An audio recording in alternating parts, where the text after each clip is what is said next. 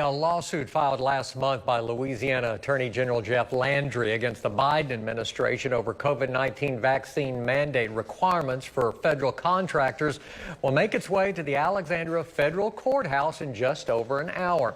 Now, News Channel 5's Brooke Buford is at the federal courthouse now with the state Solicitor General who will be making those arguments today. Brooke?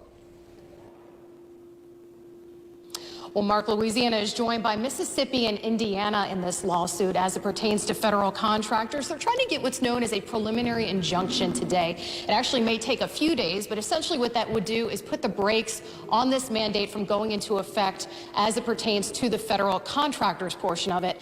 I'm joined by Solicitor General Liz Murrill, who's going to be making those arguments for the state today. First of all, thank you so much for doing this. Tell us a little bit about the arguments that you're going to be making today on behalf of Louisiana. So we're here to argue that this law, the procurement law that the government is acting on to issue this vaccine mandate, doesn't actually give them the power to do that.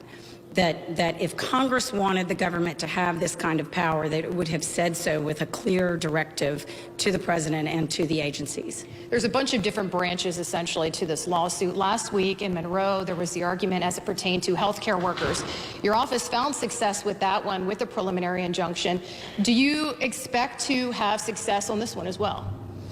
Well, we certainly hope so. I think that the federal courts so far have enjoined both of the other mandates issued by the federal government, and they have recognized that the government really doesn't have this kind of power without better direction, at least from Congress, if Congress even had that power, to reorder society in the way that it's doing with these three mandates. So we know there's the CMS mandate, the federal contractor mandate, and the OSHA mandate, and the government tied all three together.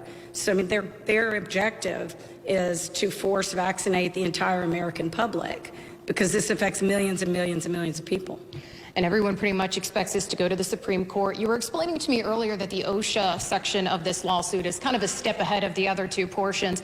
When do you see this actually getting to the Supreme Court? You know, I do think it'll all move fairly quickly. We're still waiting to see what the Sixth Circuit is going to do with some motions that are pending before it. But I think that case will move fairly quickly. The whole process is designed to do that. The government is pressing for that as well because they are trying to impose these mandates in January. Well, thanks so much for doing this. And again,